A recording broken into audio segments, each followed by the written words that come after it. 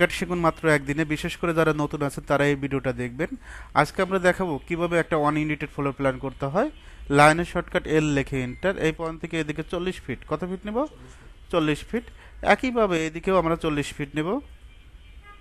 Partition হলটা কত ইঞ্চি আমরা কিন্তু জানি, পার্টিশন হলটা 5 ইঞ্চি। ও লেখে এন্টার, 5 লেখে এন্টার। পার্টিশন হলটা নেবেন। প্রথম বেডরুমের আকারটা 12 ফিট। কত ফিট? এখান থেকে 12 ফিট নেব। অফসেট 5 ইঞ্চি। 12 ফিটের জায়গায় 11 ফিট হতে পারে। আবার এদিকে 12 ফিট, অফসেট 5 ইঞ্চি।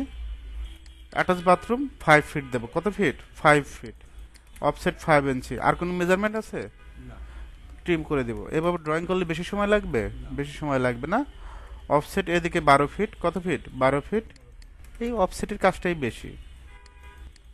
আবার নেব এখান থেকে 11 ফিট। কত ফিট? ড্রয়িং ডাইনিং এর স্পেসের জন্য। অফসেট 5 ইঞ্চি। এদিকে নেব 7 ফিট 2 ইঞ্চি। কত ইঞ্চি নেব? 2 ইঞ্চি। অফসেট 5 ইঞ্চি। আর কোনো মেজারমেন্ট আছে এদিকে? ওকে। এখন আমরা রেফারেন্স লাইন নেব। এল লিখে এন্টার। এই পয়েন্টে একটা ক্লিক করবেন, এই পয়েন্টে একটা ক্লিক করবেন। Offset 6 fit. কত ফিট নেব? 6 ফিট।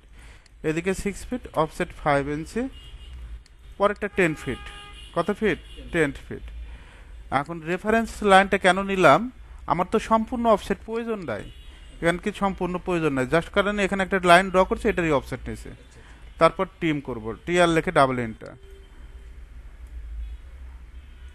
এটা ভয়েড থাকবে। দেখেন তো শেপটা বের হয়ে গেছে না? ওকে, খুব কঠিন মনে হয়েছে। ওকে, এখন আমরা লাইন নেব। এল লিখে এন্টার। এই পয়েন্ট থেকে এই পয়েন্ট। অফসেটটা 7 ফিট। কত ফিট? এটা কিচেনের জন্য, ঠিক আছে। পাশেরটা কমন টয়লেটের জন্য, আর এই পাশেরটা স্টেয়ারের জন্য। স্টেয়ারের জন্য এবার আমরা নেব 15 ফিট। যে 15 ফিট পারবে সে কি 16 ফিট পারবে না বলেন তো? অফসেট 5 ইঞ্চি। তারপর আমরা ট্রিম করে দিব। টিআর লেখে ডাবল এন্টার। এটাও ট্রিম করে দিব। স্টেয়ার তো তৈরি করা শিখাইছি, তাই না? 3 ফিট 6। অফসেট 10 ইঞ্চি।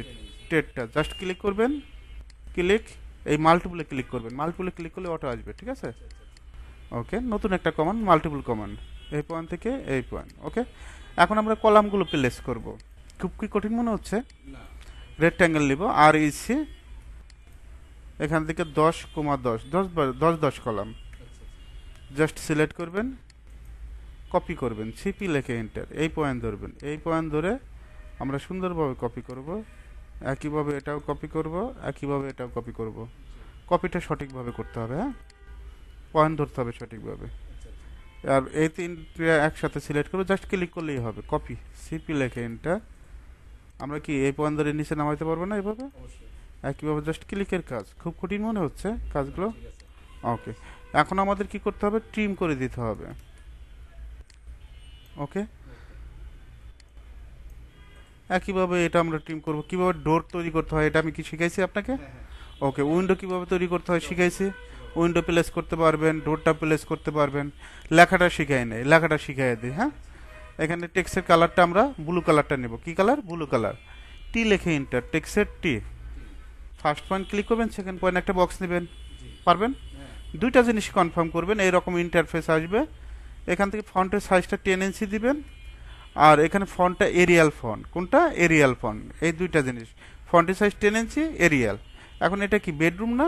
বিইডি স্পেস রুম নাকি?